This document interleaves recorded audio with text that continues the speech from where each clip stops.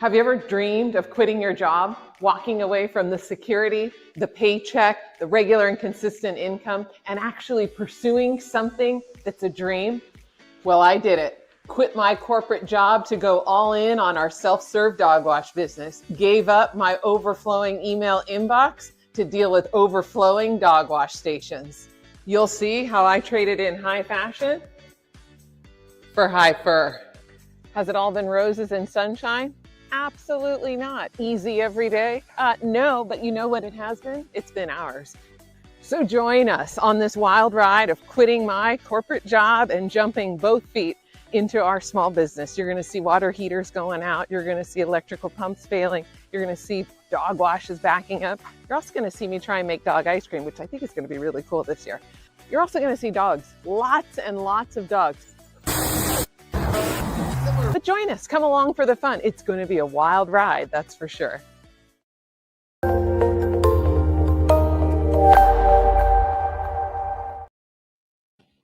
Colleen, amazing. I love that video. Good morning, good evening, depending upon what part of the world you're in. If it's Friday, it is the CEO series where we bring together the most phenomenal people to talk about their career journey. And as you saw the video, we have an expert here on making that transition. Wasn't easy, as she talked through, but it wasn't easy, but she was able to make it happen. And she's on the upward trajectory of success, entrepreneurship. So welcome. Thanks for having me. I know you're on. You said that you had a few hours of sleep. You were traveling, coming back. So I really appreciate you connecting with us at 6 a.m. San Diego time. So we appreciate that. Happy to be here. Yes, I'm excited. So walk us through that journey. You know, you worked for Nordstrom's, you worked for Petco, you worked for Amazon, top brands. A lot of people would say that is career, my full career. But at some point you said, you know what? There's something else out here. So walk us through that journey. What I think is interesting about being in corporate life is that it teaches you some things. So when I think about like my time at Amazon, to me, that's almost like the corporate Marines in a way that you're going to learn. It's going to take your level of thinking to the next level. Also with regards to the individuals that you're going to work with, very smart individuals, the process that you have to go through around the docs that you have to write. I remember getting full sweats around writing some of those docs and making sure that every point of your data point is correct.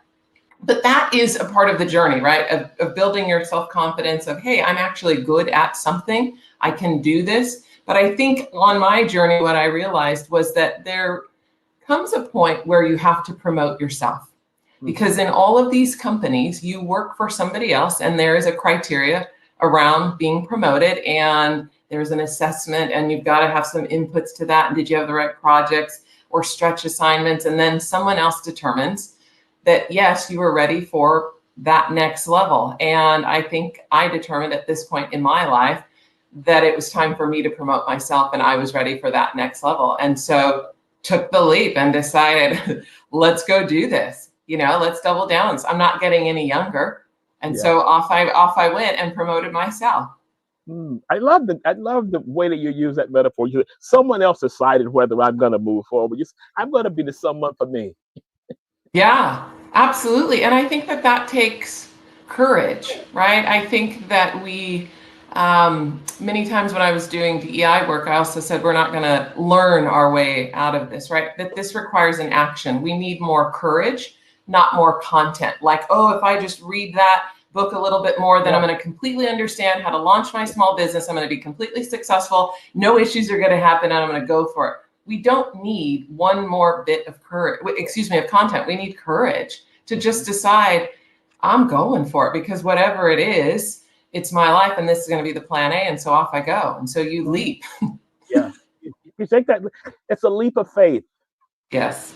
And you know, one of the things you mentioned, and what I thought about in trying to, because my journey goes like this, it would take hours and hours to go through that.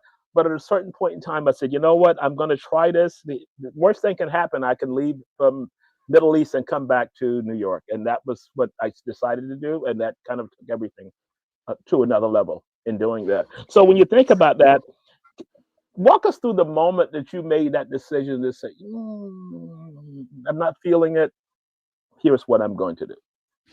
I would say, so I think two things. One is that we had our small business. So we have self-serve dog washes. So they are able to be set up and you don't need actually a human there to run them. So it's a station that we have and an individual comes up and they're able to tap their credit card and out, they load their dog into the dog wash and then they're able to wash their dog. So this happens, we're making money as I'm talking right now, right? So this is happening in the background, much like a laundromat for dogs. So we had launched one location actually while I was at Amazon. We were in Seattle and we launched it in San Diego. So a different state away. We ran customer service through Ring cameras. So this is something that I had a full-time job and this is out here growing. Wow. Then as we got to 4 locations, it was determined, okay, I cannot now be doing full-time, here's my corporate job and then also have this. So yeah. I think there's a key element here of it wasn't just 0 that was happening. We had locations, revenue were happening. And then I decided, okay, let me jump in and go all in on this. What did that feel like on that Monday morning? You said, no more of this. And here's a new Monday morning. How do I work this schedule? How do I work this? Well, on a Monday morning, when you normally have hundreds of emails and there's nothing, it's kind of like, hello? I saw that email count and I'm like, whoa. Yeah, and that's pretty close to what I had. I had a lot of unread emails. So it's different, right? Because you have to look at your own day. So you're determining what are my goals?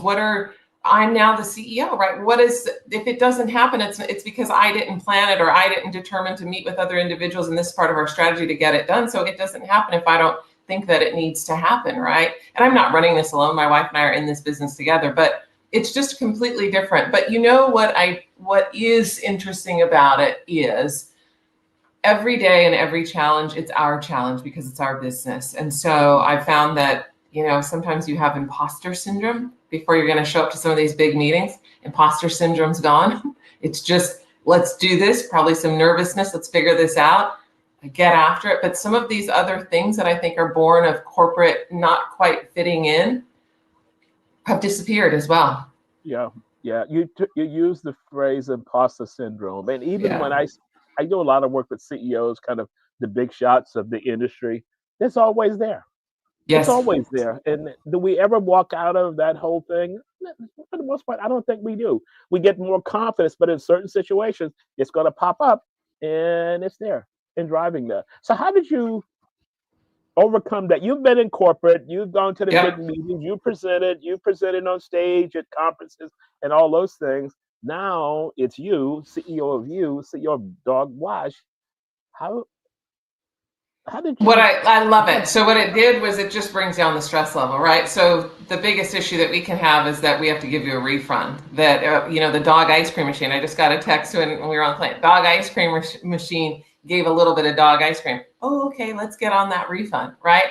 But there's a book that I love called Happy Money, and it is with great joy. So I think when your joy follows your work, or that your work follows your joy, that there's deep power in that. Not that I did not have joy in the work that I did.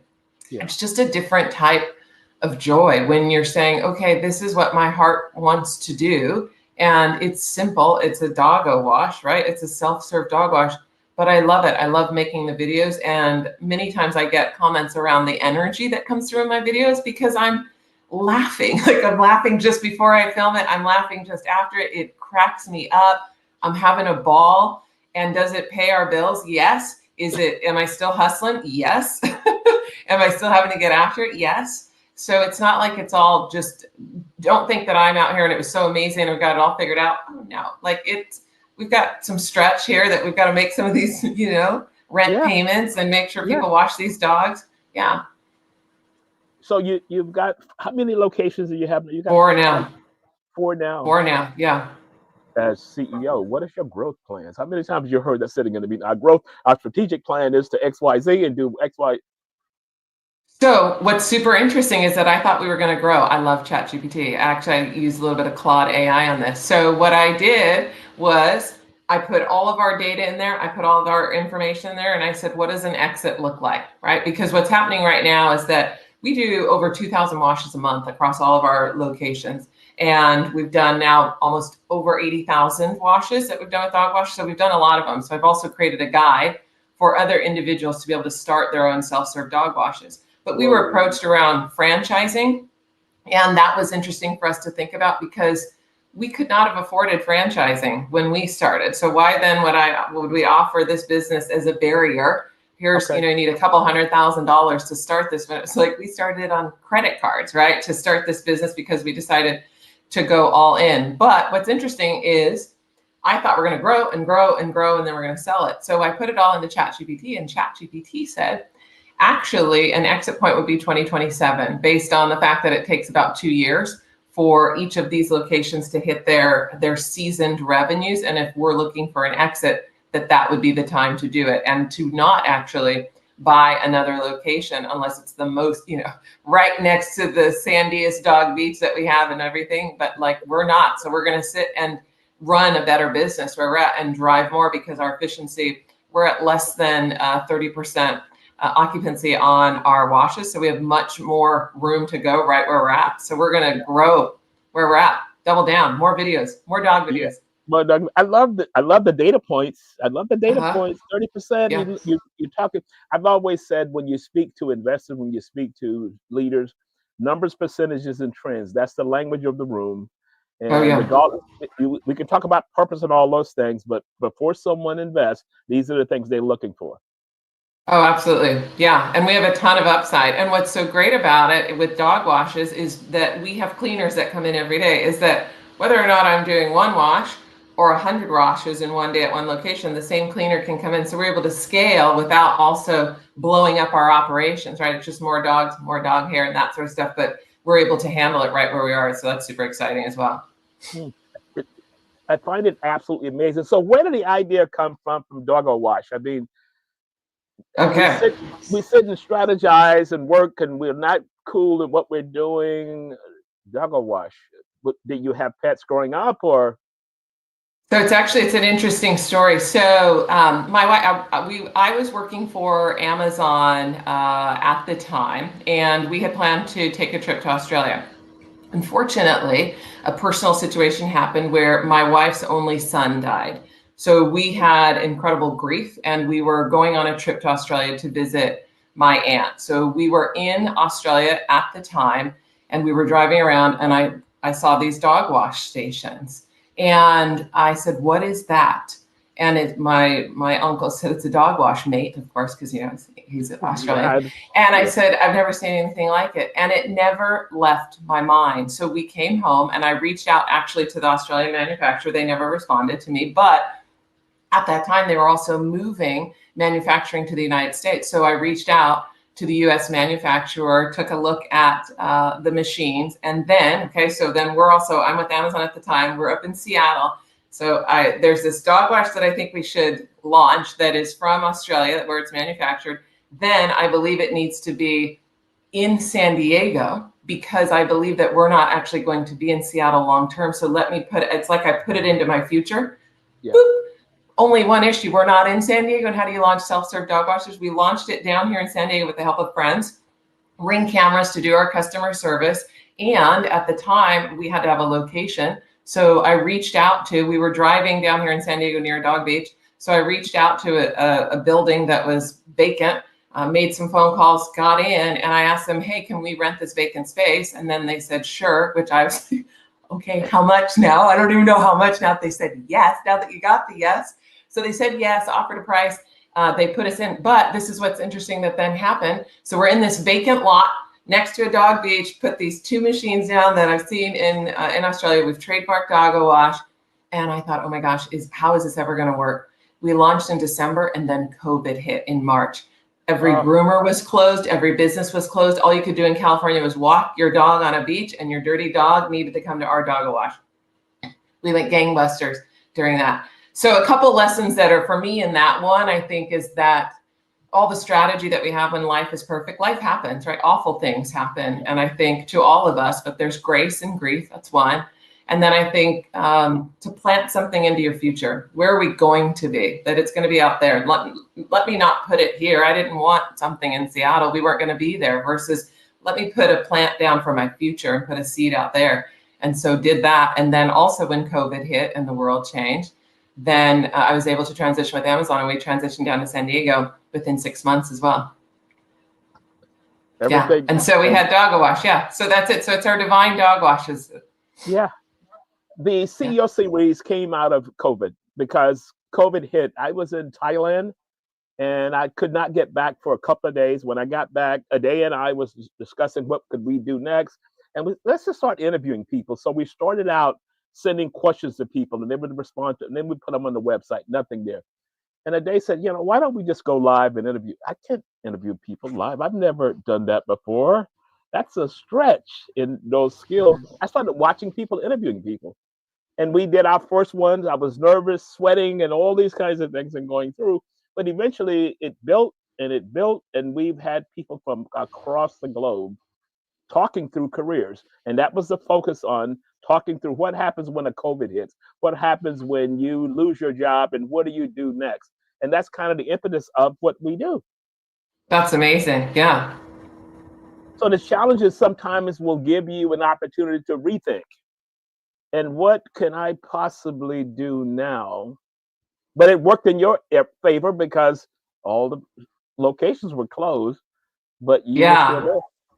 Right. And I think that's the thing also, is that I don't think things that happen are universally good or universally bad. I think sometimes we're broken and we can be broken open, right? And then through the holes, that's where the light gets in. And through that, then it defines who we are. And I think it gets some of the buzz in our brain gets quieted. And then it's, what do I want to do? Who do I want to be? What does this look like? Because I think, we all think that we have unlimited time and limited resources, and it's the reverse. We have limited time and unlimited resources. Yeah. So that came about as a result of a fluke. You were in Australia and you saw something there. And one of the challenges for expats, because I'm going to live as an expat now, you're thinking about, what do I do when I go back and start doing something else? And everyone is looking for something. But I think lots of times as an entrepreneur, people are looking for bigger things. Who would have ever thought in terms of a car wash? Not a car wash, but a dog wash. What advice would you give to someone that's at that crossroads? Start a self-serve dog wash. So I've started my YouTube channel to try and share. I've created a guide to say, hey, when you take a look at the opportunities that are out there, if you see my videos, they've had, some have had 100 views, and I'm telling people, you must know that this is the best untapped opportunity that you have not heard about. Because every video that I'm watching that you see that's out there, it's on buy a laundromat, buy a car wash, get some vending machines. There are millions of vending machine worldwide. There's hundreds of tens of thousands of laundromats. There's less than 3,000 dog washes in the United States. It is an untapped opportunity. Also, everybody has a dog. It's not like AI is going to wash the dog, right? It's got to be washed. So it's going to have to wash it. So that it's out there, that it's untapped, that it's the machines are ready to be purchased. So it's not patented. Like, it's just an amazing thing. I like to say that we run a taco stand or a hamburger shop because there's nothing patented about it. We just have to have better sauce, on our machines. And so that's something that we have to do. And I think it's an untapped opportunity. So I love it because you can absolutely do it while you have your day job, because it's humanless. You don't need anybody out there. You can run customer service, you can keep your day job and then jump out to it. So it's not super risky, I guess, where you have to have hundreds of thousands of dollars and go all in. And what if this doesn't work? And then we have a tremendous about, if it doesn't work, you've got some dog wash machines, you can probably resell them to somebody else and you still have a job, and on you go. But it will work. I'm telling you that. Yeah. We posted all of your links in our announcements this morning because we always post almost showtime to let people know this is coming up. So we put all of those links in there to make this happen. So I want to talk to you. You made a tremendous leap into entrepreneurship. Yes. Safe job, money's good, everything's cool, but there's something there. What about mentors? Who were you able to talk to get a better indication of what this may look like? Can I bounce an idea off? The role of mentorship in making the transition. Was there something there that came? You're gonna get my. I think that we peddle and mentors too much. Okay, I cool. think that sometimes, I mean, who was the mentor for the 4-minute mile? Like, you just have to go and believe in something and jump. So sometimes people are going to say it's too safe. Excuse me, that it's too risky. You should stay safe. You've got a great job. You've got some 401k. Yeah. Come on, like, why do you need to just jump out? And Doggo Wash is like, most people are not like, oh, Doggo Wash, that sounds like an amazing thing. You should go do that. So I have found my mentors are actually who I curate in my social media feed. So Okay. my mentor, a lot of great successful CEOs are out there talking every day, either on YouTube or Instagram. So I curate my YouTube and Instagram feed so that I'm able to get the content from individuals that I respect, that I like. I follow a lot of Sarah Blakely from Spanx. I love her and her content and everything that she's putting out. So mentors, they may not even know that they're my mentors, that I'm listening to them and watching their journey and taking courage from what they're doing. I would say, though, that definitely people early on in my career that give you that stretch assignment, it's the same, it's building that same muscle. If I don't know what to do, can I do it? You're thrown into the deep end. Will I sink or swim? You got this, and somebody else has your back and supporting you. So definitely have had that throughout my career, but to decide to jump and pursue your own dreams, that's answering the calling of your own heart. That is not, hey, Ron, should I check in with you on what Colleen needs to do? At the end of the day, Colleen needs to be checked in with around what Colleen needs to do. And I need to trust the power of my own voice. And that's what this is about. Yeah. You mentioned family members. You mentioned your mother staying on or whoever it was before we went live. And in my career, my father was a small business owner, and I knew I wanted to own a business. But he said, go to get the college degree, get a corporate job, and all this. I mean, yeah, but I still want to do something else. And eventually, it happened, and I was able to kind of transition over. I quit a job without having a job, and an opportunity came up. And I said, I'm going to move to Saudi Arabia as this job offer that came along, and I did that. And I talked to a lot of people, like, would you do that? If an opportunity came up totally out of the blue, would you make the decision? But what I find is a lot of people have dreams, but they're afraid to take the step. They're afraid to. Courage, not more content. We need more courage. Yes. Courage. And there's a great book that I read that also said that instead of worrying about making the right decision, make the decision right. Because we check in with everybody else. Nobody else is living my life. Yeah. Ron, should I do this? I mean, I can talk to Ron about Ron. So when I'm looking at my revenues versus my expenses and I'm trying to scale, what do you think? At this moment, should I grow? That's a conversation that we can definitely have. Ron, this is where I'm at in my career, and this is what I'm feeling. This is my age, and I really feel like I have untapped potential. Ron, what do you think I should do with my life? Colleen, what should I do with my life? That is not that. I think we also mix up the conversations that we're having with other individuals.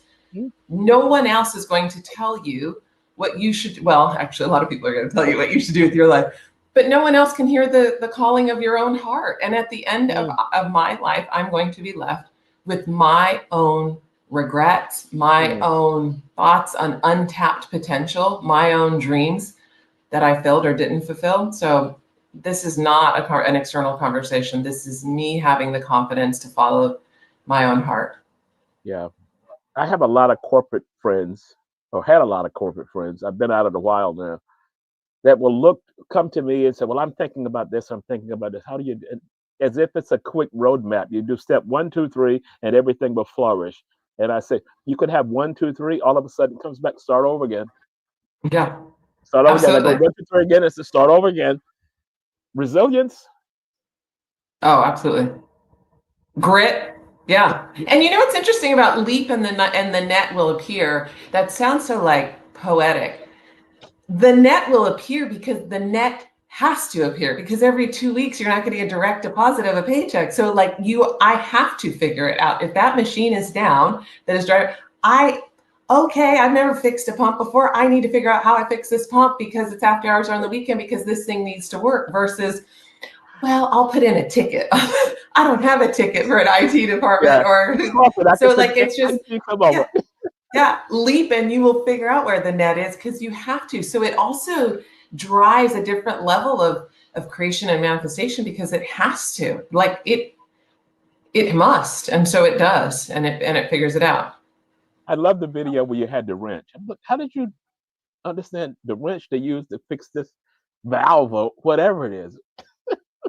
You got to figure it out. Yeah. And watch some YouTube videos. And some of it, though, now I'm creating my own YouTube videos because it took far too long for me to figure out some of these things. And so putting up some other videos. And I think that's also another thing, just with regards to once at the point that I am at in my life, is also to give it all away for free. Is that there's more than enough. And so I don't need to, oh, it took me however long, I'm going to hold this secret on how I did this, or I'm going to hold this secret. We need more people to light up the world with using their gifts, skills, and talents to make a difference and to follow their dreams and to have some more love and joy out here. And so, sure, here's a guide. You know, individuals are like, I think that's a little, you know, you've spent a lot of time. How come you're selling that guide so cheaply? Because someone else should go do it. Go do it. Start it. Yay. Go. Yeah. Yeah. I read an article on the gentleman from Volvo and how they designed the first seatbelt. And all of his corporate people were saying, monetize it. I forget the term they call it. So anybody, you patented it, and everybody's got to pay you for it. He said, no, I don't want to do that because it saves lives. Yep. Higher purpose, you know, in doing that. So I've moved into the entrepreneurial stage, and you've moved into that stage, and you're building out this, and you say, here's a guide. But you say, it's not pay me $25 to get the guide. It's free to do that. I say that to say, when we talk about mentors and people in your lives, my mother would always say, every morning you get up and go out, try and make a deposit in life. Help someone else, because when you make the deposits, when you need the withdrawal in those situations, it's going to come through. Since leaving home, I've always lived through that. And I love that, because you said, here's what we did. Here's some mistakes we made, but here's what you did. And then you have the corporate side. So, well, we should monetize, we should corporate it and do all those things. No, get away from me. Oh, absolutely. And competition. How about more cooperation? Yeah. How about there's more than enough? How about that if you fully live into your gifts, skills, and talents, that it's no threat to me? How about some of these things? So you're giving the guides away? Are you? So I am there is actually a charge to the guide, but I'm giving a lot of the content away for free online. So like the other thing, this is also what's just a struggle as an entrepreneur, is that you watch all these individuals that have made a lot more money. They have a lot more commas, you know, in their bank account and between their decimal points, right? And they just tell you, you need to buy back your time, you need to manage this. And it is like, I need to be posting content every day. Okay. And I also need to be trying to get my Doggo Wash ice cream machine up. I also need to go down. We have some concrete floor, but like there's all these other things, but sure, let me also be on every social media channel and do everything all the time. So there is also an element of this trying to attain kind of peaceful prosperity that like live the life that you want without though, and being in the stage that we're in, which is not that stage where I have a whole crew, right, that's able to do this whole life, that we're still figuring it out as we're running these businesses. And I think also to be okay at the end of the day for what I got done and what I didn't get done. And that tomorrow will come again and I'll come up with a new idea and we'll figure that out, or not. It'll be an epic failure. Great video too, either way. But yeah, sometimes I think in watching these individuals and what's being put out and all this content, you assume that you're somehow not doing it right, versus my plan and my path is my path and I'm on it. Yeah, it's kind of like years ago, pre-cable, I'm going to date myself. Late night TV, whatever the problem was, there was a solution, there was a pill, there was a process, and all these kinds of things. And sometimes I look at the internet the same way. It said, I can get you 20,000 more leads or whatever it is, and just go do this and pay for this and all those kind of things. For me, coming up in a different era, I think a lot of it is just fluff. They just get it out there, but people buy into it. And I think your approach is that you're walking through real life version. Here's what it was. I had all of these major brands that I worked for, but I decided to flip it and try something else. And I think lots of people. Go ahead. And it wasn't in my background experience. So also there was kind of like, okay, so you've been in HR, you're doing this people leader, this sort of thing, and then Doggo Wash, like, and then you just think, who are they? They are going to be like, Colleen's doing Doggo Wash. Like, what is she doing? Did she just? And then it's like, as if people are talking about my life and have so much thought around what I'm doing. That's it, whoever they are that's out there. But also that just because I had a background and experience, I do have a full brain that can figure something out, right? And think about some other things that are beyond my LinkedIn profile. And there's many things that aren't on there, right? I've also taken up welding, and I've learned that because we got a quote for a fence that was astronomical, and I'm like, what does a welding machine cost? I think we got a quote for a fence that was like $5,000, and no, how much does a welder cost? A welder costs, I think, $200. Flip that little mask down, and let's figure this out and weld it. But I think it's being a constant learner and curious about it all. But okay, just because of my background and experience, again, plant the seed into the future. Okay, maybe I'll want to, now we're heading into dog ice cream. Did I make dog ice cream before? No, it's a thought and an idea. Let's go. It sounds like fun. Let's figure this out. And it is fun, by the way. Oh, wow. The welding. But here's what I picked up from that. Situations come in, and when you're an entrepreneur, maybe you don't have the funds to do X, Y, Z, or do whatever it is. Can I learn that myself? Can I figure out how to make this happen versus paying $5,000-$6,000? Because if I learn that, if it comes again, I can do it again, as opposed to paying $5,000 again or $20,000 over a period of time. Or knowing yeah, go ahead. No, what I was going to say was that consistently learning, you talked about podcasts, you talked about reading books and all those kinds of things. Why is that important?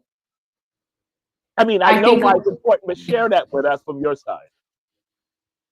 I think that we have to be constantly curious, right? Like even coming on this, I'm like, okay, I'm going to get up at 6 a.m. and people, what are you talking about? I have no idea. What are the questions? I don't know, because we're just going to have a conversation about whatever it is in the moment. Yeah. And I think having an innate curiosity about the person that's in front of you as opposed to the phone that's in front of me. And then also then it allows some thoughts to come in. And it's not, now we have some more money. I probably won't be welding more fences right now. I will write that check, but I know what it should cost. Okay. Right. And I've done it before. And so when you come in with a crazy price, it's like, yeah, no, I've welded that fence. Actually, I have an understanding of what that is to then repair some of these things. So I think it's a curiosity. I'm curious about so many things that are just of interest to me, how things work. I probably would have been an engineer early in life, but I remember I probably would have been an engineer, but I remember I went into college and I remember you were able to walk around and see some of the open classrooms, and it had the stadium seating at that time. And one of the math classes for engineering was difficult. And I remember just looking at it, and it was just a sea of men. And I just thought, oh my gosh, how am I going to learn in that environment? It's a stretch, all that math that you have to learn, and then also no one looked like me, and there weren't any women in it. And so went into finance instead because, that had so many women in it. Just kidding. But there's just some of these decisions. But anyways, always curious. My brain just works that way. How do we figure it out? Because, okay, it's just a welder. It's not like it's brain surgery. Yeah.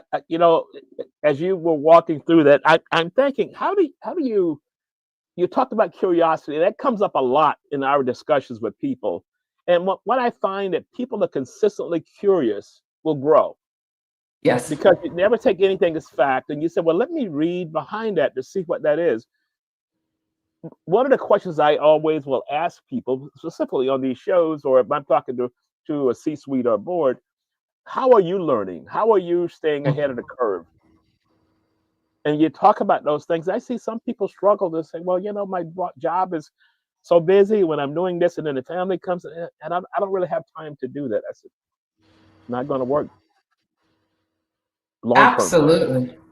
Absolutely, right? Because then what it does, I read an article years ago in the paper. Remember that thing that used to get delivered and it had text on it? I still love it. I still love My dad gets the paper. I'm like, oh, Dad, you're reading what happened 3 days ago, and we were all in a new cycle. So in it, it said though that they have found a profound difference between people who considered themselves lucky and those who did not. And the lucky people that literally thought, oh, I'm lucky, they lived their life in a different way. So they talked about even their day. So if they went to get breakfast and they had to sit at the breakfast bar, they actually struck up a conversation with the person next to them. And then that might have been the next great opportunity. And then they got a job, and then they got whatever, and they collaborate on something. Or when they were walking down, they saw a coin and they picked it up because they always see a lucky coin, versus the people that are not lucky.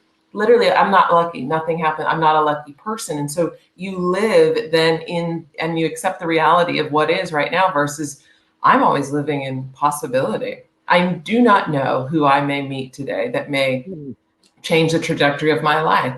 I do not know. And because we've had that experience, because the pendulum can swing this way, and it could be one of the most horrific things, but you could also win the lottery, and it could be the most amazing. Possibility exists in every moment, versus, oh yeah, it's Friday, just like every other Friday. Here we go. And I got to do that for the next 30, 35 years and do that. Then I'll walk out. What do I do now? And then life happens to you. Yeah. And then on some random day, someone you love dies, you lose that job, you potentially have an accident or something, and you then must figure out, what does this life look like? So curiosity is driving that forward. If you could go back in life, and you walk through and you saw all of the people inside of the big room for that particular class, and you say, maybe I don't feel comfortable in that. What advice would you, looking back on your life now, what advice would you give that incoming freshman who's trying to figure it out? I'm going to finance, maybe because my family said, become a finance officer, or become an accountant, or whatever, and you listen to all these voices. What advice would you give your younger self at this stage?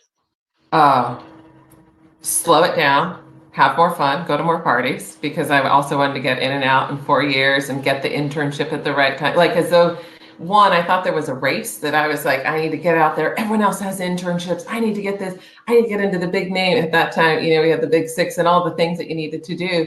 I would have slowed it way down and enjoyed the journey, and realized that life is happening, and all those things that are happening are a part of the journey. And that's an interesting question, Ron, because I think about when success is coming now, as success is definitely coming, I'm not any smarter than I was in my 20s. What is the difference now, right?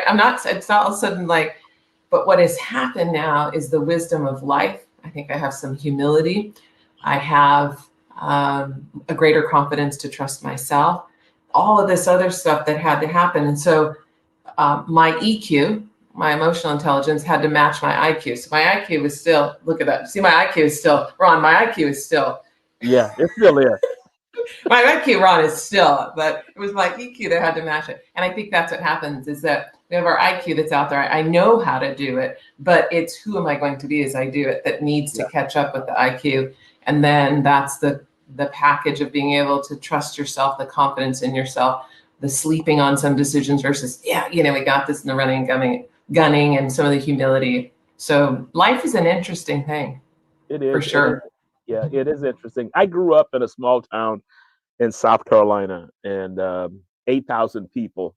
But I knew from a child I had to get out of here, because there's more to life than living in this little area of life and people doing the same things over and over again. And my parents were the type that says, get your degree, leave, go explore. So that whole bit of advice as a child was kind of ingrained to say, go out and explore the world. That I know that I would be living in the Middle East and traveling the world. I didn't know that, but it was about exploration. Yeah, right? Possibility. Something's out there. Something's out there, and get beyond what you're doing now. Give us, now we posted all of your websites, your websites, and all of our great. Get to do that. Can you kind of walk us through that for people that may have not seen that? what is the website for your company, Doggo Wash? So yeah, so we have doggowash.com, and that generally is going to have local information around if you're going to look for a self-serve dog wash in San Diego. And then the real Colleen Mitchell is where on my social channels that I'm posting content around how to start this business, as well as I now need to I'm going to go through it very specifically. I need to make more videos. That's on my list to do, to share with more individuals. And then I've created a guide that has all the information about how to start a self-serve dog wash. But I don't think that it just takes courage of like, if anybody's watching this, of like, I did not have it all figured out. Yes, this was an idea. We hustle. I'm still hustling today. I'm going to be hustling after I get off this to figure out some things. But to just do it, like this is the life that you want, and it's out there, and we just need to have the courage to go after it. And that's what I'm up to now. And I mean, if it doesn't work out, which it is going to work out, it'll be I'm going to fall forward, but it's not like these skills are not transferable. Oh, what happened to Colleen? Well, we haven't heard from her. She went and did those doggo washes. She's now unemployable. I think she lost her mind, and I don't know what she's up to. Yeah. And now I've learned so many other things, right? That now can shape so many things. Yeah, but I'm not going back. I'm going forward. You're going forward. I love the concept of going forward. Here's a thought.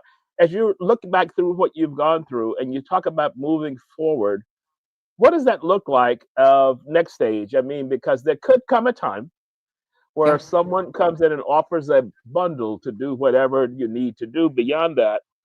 What legacy would you like to leave behind for people? And I'm going to specifically say corporate people, because there's so many people that I talk to that are in corporate, they're absolutely miserable. And having been there, I know the deal. Yeah. How would you counsel that person? You talked about yourselves as to what you would step back, be curious, all those kinds of things. Sure.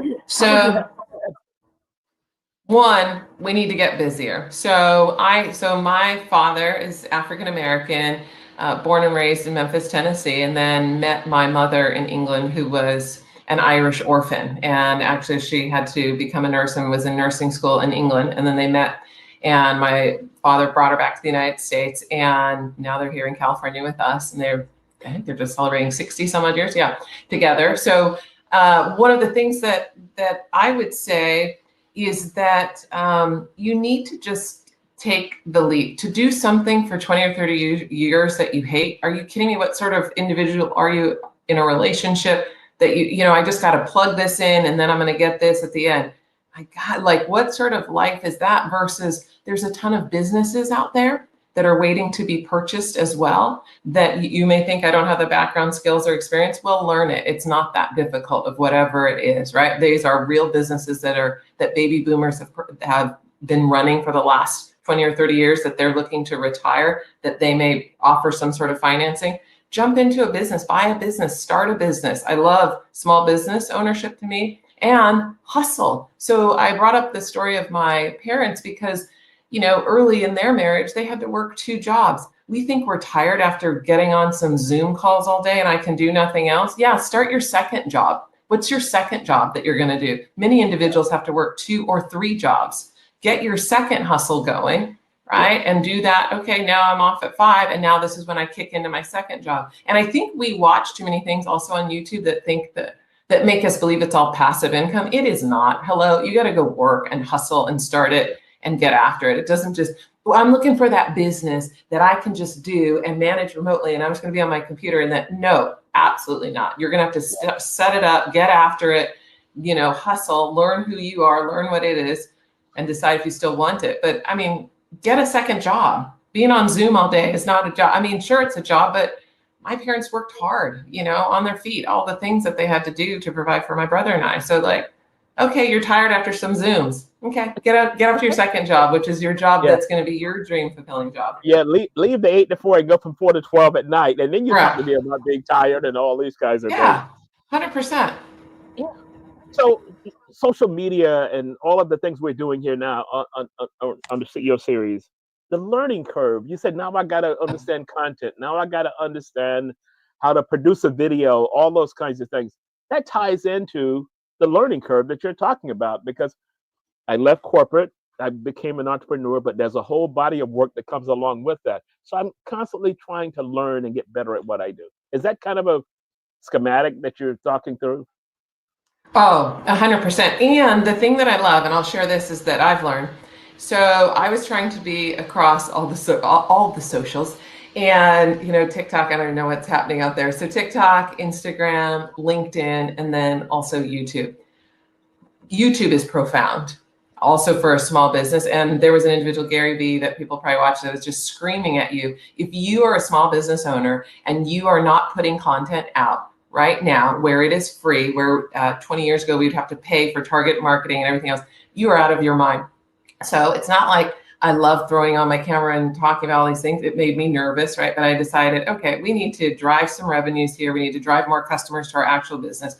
So turned on my camera, and I was blown away. I'll have to take a look at my numbers for June, but in May had over 60,000 views on my content across all the socials. And that's, at the end of the day, if people are just in San Diego and know that we've got a self-serve dog wash, you're a customer, right? Then that's going to come in. But I would say YouTube, it's been profound to see people around the world are watching my content. Talk about expanding my thought. I'm like, are you kidding me? Why is someone in Indonesia looking at what I'm saying? And so it has really just expanded my brain around the possibilities. So I'm actually going to start going all in more on YouTube, because it's searchable. Google, it's associated with our business, because you can then see a dog video is Doggo Wash. Oh, Doggo Wash is right there. It's a location. So I'm going to be doubling down on YouTube and kind of the educational content here, because people are wanting to go deep. They're wanting to listen to something. They're wanting to be educated or learn, versus, I'm not a great dancer, so TikTok's kind of out, but I might do a dance video, but it's kind of more, they call it toilet scrolling, right?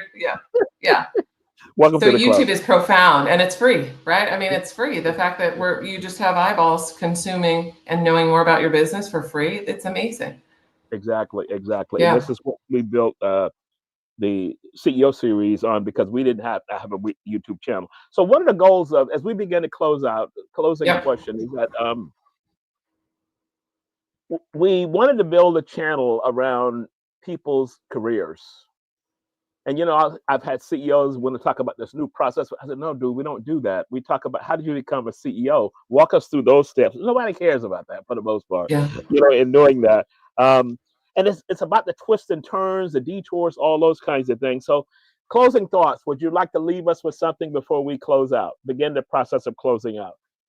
Oh, for sure. I would say that whether or not you know this, you're CEO of your own life, and that the greatest strategy is going to be around, who do I want to be? What impact do I want to have on this world? And when am I going to finally get after it? And I think that you either determine, if that's not safe for me, I can't do that, or I can't live with regrets around the possibility of who I could have been or what I could have done. And so you're already CEO of your life. The person that has that title doesn't know any more than you. They might in some specific industry, but you know what is best for you in your life. So follow your own heart, go after it, like figure it out, and you'll fit. Okay, open that door, open the second door, go after that, and then keep going. I think that us doing this gives courage for other individuals to turn their light on and share their gifts, skills, and talents with the world. Like, we're waiting for you. I'm waiting for you. You just gave us, for 45 minutes, a masterclass on making the leap from corporate Zooms and all those things to, hey, I'm doing this and I'm having fun. It's struggle, but I'm still having fun. And here's what everyone else would do as you share that. So thank you so much for being a guest on the show. We're going to have closing thoughts, but I want you to hang on for a minute so I can talk with you offline. Okay. Thanks, Ron. Thanks for having me. Thank you. Take the CEO series with you anywhere, anytime. All episodes are now available on Apple Podcasts, Spotify, and major streaming platforms. It's not just an interview. It's a masterclass in leadership.